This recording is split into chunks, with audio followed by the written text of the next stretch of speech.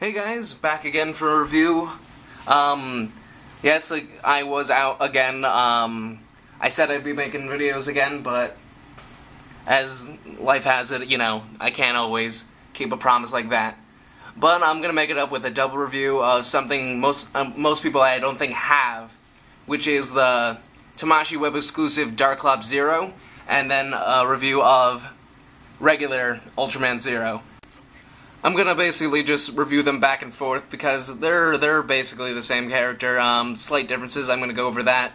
I'm not really I'll go over articulation on one of them because they have the same thing. Go over any errors these figures might have, and just the general stuff I usually do in these reviews. It's been so long. I'm so out of practice. So, anyways, here's the review. First up, we're gonna do Ultraman Zero. This is I think this might have been one of the first Ultra Acts out, so it still has that old-fashioned box art. Nothing really special. As always, there's the pictures of the figure, production-wise, what you can do with it. You've all seen this before, so I'm not really going to cover that too much. The figure now. Let's move on to that. Actually, I'm not gonna lie. Out of all the Ultra I own, which isn't many, and being that this is an early one, and most early ones aren't that good. I don't know. Looking back, Ultraman Tiga wasn't that good. I hope they reissue him, but Ultraman Zero is actually still solid. It's probably one of the best ones. Something about it. He just has very good articulation. At least this figure I own. He's just very smooth and streamlined. I'm actually pleased with that. I heard they're making a few new ones of him, which is cool, but I don't think I'm gonna really replace this guy because he's pretty solid. Detail-wise, very nice, but very basic at the same time when it comes to the first launch of the Ultra X series. He's got the similar plating of Ultra 7, because as many of you know, this is Ultra 7's son. In a way, I'm not actually sure how that works, but I'm not gonna get into that. He's got the standard fare of articulation, like all Ultra X. He's got the joints right there. He can turn his wrist. Interesting. You gotta note is that he can rotate his arms around, but they actually did something really neat here, where they actually made his shoulder pad armor part of the articulation, where similar to the Ultra X Gridman, they put these on so you could move without these things snapping off or breaking. I'm going to get into his accessories, and I'll show you some interesting stuff about that. Then I'm going to jump over to the Darkclops Zero figure. Alright, accessories. As per usual, they have the open splayed hands, karate chop hands, and then hands for holding his double eye slugger. I forgot exactly what that's called, but he combines that onto his chest to fire a energy beam, and then this sort of battle weapon. I'm sorry, I apologize for not knowing the names, it's been so long. And then, one thing I thought was cool, which I didn't even know they did, but, here, let me try to get that out. Oh yeah, and also his red colored timer, I just keep it there because they keep it right here and it falls out of the box way too often. But anyways, it's his additional head. Now, with the other one, from what I know, Ultra 7, he didn't come with an additional head. You could just kind of take off the eye slugger and just hope that it stays on or whatever. But this one, instead, they actually have a removable face. And if you just hold on a second, I can show you that.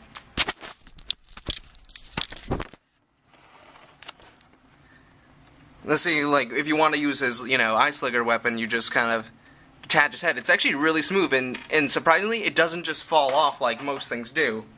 And you kind of just slide it right there on his head crease or whatever. And there you go. Now you can use the eye slugger, or just, it looks like he had a haircut. But other than that, I mean, solid stuff. And actually, when it comes to getting the hands on and off, this one is really smooth compared to a lot of ones that are stiff. I'll actually get into that with the Darkclops Zero review, which I'm going to do right now.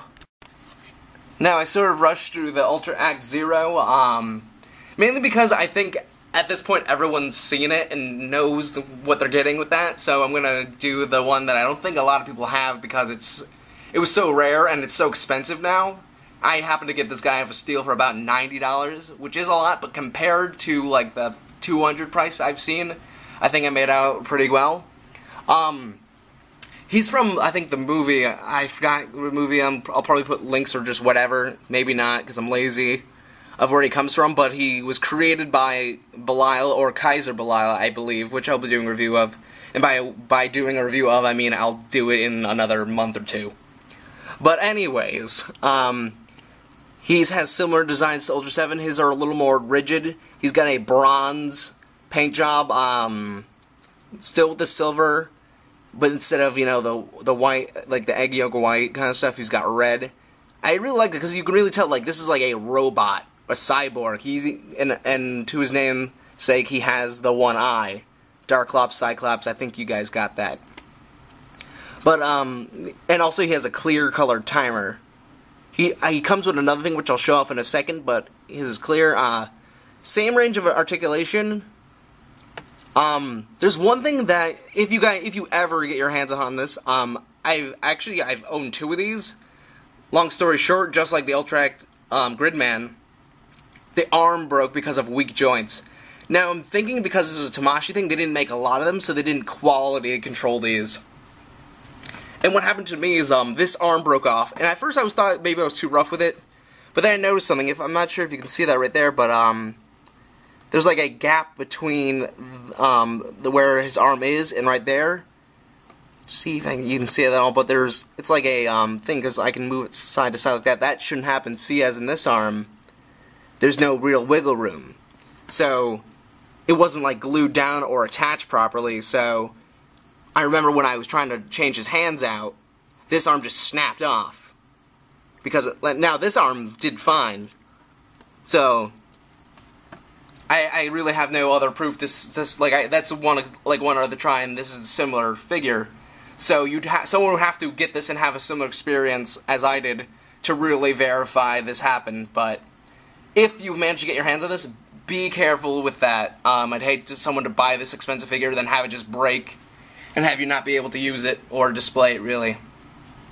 But other than that, I'm going to show off his accessories. But other than that, oh yeah, I forgot to do his box. His box actually, like, even though he's a bronze color, they kind of gave his artwork like an orange, like a Halloween, like, orange, and I really like that. And his name's written there. But yeah, he's, like, and even on here, like, I think that's even the Tamashii, no, wait, no, it's not, never mind. But yeah, no, like, he only has 2 pictures on him, no production things, so I don't even think they made a lot of him, but he's pretty rare as far as I know. Same with the Ultra Kaiju. The Kaiju, like Golza, Gomora, and Eleking, those are, I think, rare. As soon as they get made, I think they're bought up. But this one I'm glad I got, because I really wanted to complete this set, because I have now Ultra Zero, Kaiser Belial, and Darkclops Zero. Now I'm going to show off his accessories. As for accessories, he actually has some cool ones, but, you know, nothing too different. He doesn't have the weapons that Ultra Zero had, but he has these. He has the eye sluggers. He has this is part of the movie. I forgot exactly what this is. I think that might be his form of his colored timer, I think. His additional head, which, I'm trying to think, I actually didn't pay attention to that, but, yeah, the eye's a little bigger on that. It's not actually, it's not that well painted on. That's the only thing I gotta say about that. Anyways, his hands. He has 2 sets of hands. One of the regular split-out hands, and then one is a claw-type hand, which I actually really like, and when I have changed his hands out, I usually put these on just because they look a lot better. Same with his Karate Chop hands. They're spiky. I just really like that. I like if they're a villain character, they should have villain-like hands, like, it's really nice, but I do like that they gave you an option to have normal hands. Same with his fists. Those are actually normal fists. I don't even know why they bothered, but they're already on, so I'm not going to change them. But he has the spiked kind of like demon claw hands, which I think are really rad. That's really all he has. I'm going to just wrap this review up. This is actually a pretty short review, so I'm going to wrap it up now. Alright guys, that really concludes the review. If it was too fast for you, if you want me to really do it again, please let me know, even though nobody comments ever, but that's alright. I'm getting views. Oddly enough, I've been getting more subscribers recently, so for you who are subscribing and actually watching this video, I really appreciate it. I didn't think anyone still cared, because As you can tell, it seems as almost though I don't care, but I appreciate every single subscriber that I have. It's great that anybody's really watching my videos. I hope more people do. I like doing these videos, you know, I just don't have the time. I work, I have a job, blah blah blah, all those excuses, but I really do appreciate that, alright? I'll try to do more reviews. As I mentioned, I have Kaiser Belial in the wings. Maybe I'll do that right after this and just post it another time when I'm ready, but thank you for watching. If you did, leave a comment if you like this, subscribe to it, share it, do whatever, but I really appreciate your viewership. Thanks guys, bye.